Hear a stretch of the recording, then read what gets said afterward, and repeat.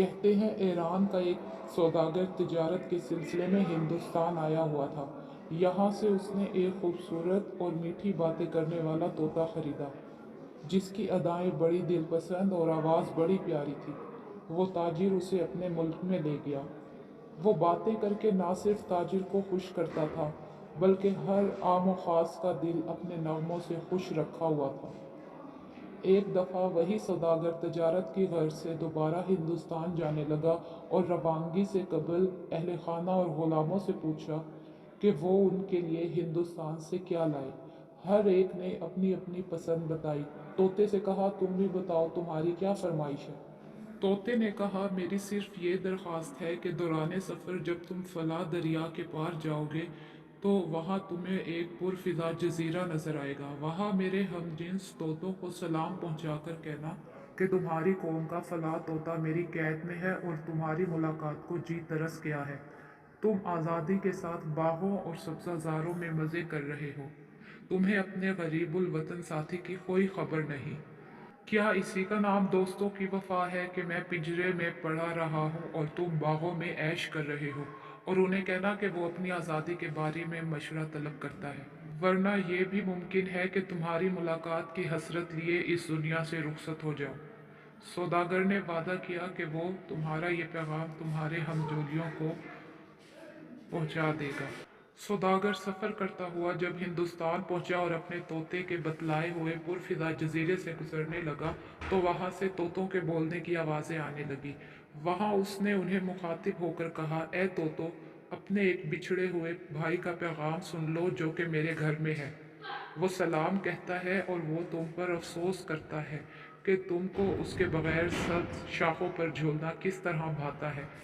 ابھی سوداگر نے بڑی مشکل سے اپنی بات مکمل کی تھی کہ درخت کی شاخ پر بیٹھا ہوا ایک طوطا پھڑ پھڑانے لگا اور پھر بے دم ہو کر زمین پر گر پڑا۔ چند لمحے تک اس کا جسم تھر تھرایا اور پھر بے جان ہو گیا۔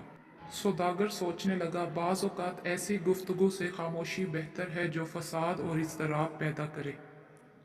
سوداگر اس پیغام رسانی پر بڑا شرمندہ ہوا کہ جس نے ناحق اپنی زبان سے ایک جان گنوائی۔ تلوار کا زخم بھر جاتا ہے مگر زبان کا زخم نہیں بھرتا۔ تاجر نے سوچا، مرنے والا شاید اس طوطے کا کوئی عزیز ہے۔ میری اس بے موقع خبر سے اسے اتنا رنج ہوا کہ برداشت نہ کر سکا۔ وہاں سے افسوس کرتا ہوا رخصت ہوا۔ کچھ عرصے بعد کاروبار سے فارغ ہو کر جب اپنے وطن واپس آیا اور اہل خانہ کو ان کے حسب فرمائش تحفے دیے، طوطے نے پوچھا، کیا میری فرمائش پوری کی ہے؟ میرے ہم جنسوں نے کیا جواب دیا اور تو نے وہاں پہ کیا دیکھا؟ سوداگر نے ایک سرد آہ بھری اور چہرے پر رنج و الم کے آثار نمودار ہونے لگے۔ کہنے لگا، بہتر یہی ہے جو کچھ ہوا مت سن، ورنہ تجھے صدمہ ہوگا۔ میں خود تیرا پیغام دے کر پچھتاتا ہوں۔ اب تک اس کی مذمت میرے دل میں ہے کہ میں کاش پیغام نہ پہنچاتا۔ طوطا بولا، اے مالک، ایسی خدا نخواستہ کیا بات ہوئی جو تو زبان پر لاتے ہوئے ڈرتا ہے؟ بے تکلف بیان کر، اب جو ہونا تھا ہو گیا۔ سوداگر کہنے لگا، جب میں ہندوستان کے اس پرفضا مقام پر پہنچا، وہاں کے طوطوں کو تیرا پیغام دیا اور جو تیرا حال تھا سب بیان کیا۔ معلوم ہوتا ہے کہ ان میں ایک طوطا تیرا درد آشنا اور عزیز تھا۔ میری بات سنتے ہی پھڑ پھڑایا اور تڑپ تڑپ کر مر گیا۔ شاید اسے تیری گرفتاری کا رنج تھا کہ وہ برداشت نہ کر سکا۔ اس کے یوں دم دینے سے میں بے حد پشیمان ہوں۔ دیکھتے ہی دیکھتے سوداگر کے طوطے کے بدن پر تھرتھری چھوٹی، آنکھیں پھرا گئی اور پھر ایک آواز ہائے نکالی اور قفس کے اندر گر پڑا اور مر گیا۔ سوداگر نے اپنی آنکھوں کے سامنے اپنے پیارے طوطے کو مرتے ہوئے دیکھا تو غم سے نڈھال ہو گیا۔ ٹوپی سر سے اتار پھینکی، سینے پر بار بار ہاتھ مار کر روتا اور یہ کہتا کہ اسے خوش بیاں طوطے، تجھے کیا ہو گیا؟ یہ تو نے کیا کیا؟ اگر مجھے خبر ہوتی کہ تو یوں داغ جدائی دے گا تو یہ منحوس قصہ نہ بتاتا۔ غرض دیر تک طوطے کے مرنے کے غم میں پڑا رہا۔ جب خوب دل کی بھڑاس نکال لی تو مرے ہوئے طوطے کو قفس سے نکال کر باہر پھینک دیا۔ باہر پھینکنا تھا کہ فوراً وہ طوطا پھر سے اڑ کر درخت کی شاخ پر جا بیٹھا۔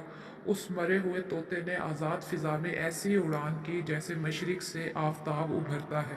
सौदागर गुजरा हुआ मामला भूल गया, तोते की इस हरकत पर हैरान रह गया और कहने लगा, ए चालाक परिंदे, ये क्या माजरा है? ए मेरे बुलबुल, जरा ये तो बता कि हिंदुस्तान के तोते ने तुझे क्या खुफिया पैगाम दिया जिसे तू भाग गया और जिससे तू मेरी आंखों पर अपने मकरो फरेब का पर्दा डालने में कामयाब हो गया। तोता बोला, मेरे भाई तोते ने मुझे सबक दिया और अपने अमल से बताया कि मैं कैद से किस तरह रिहाई पा सकता हूँ।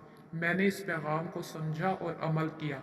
उसने इशारा ये दिया कि फिका गोई और बोल चाल तर्क कर, तू अपनी इस सहर अंगेज आवाज़ के सबब ही गिरफ्तार नफ्स हुआ है।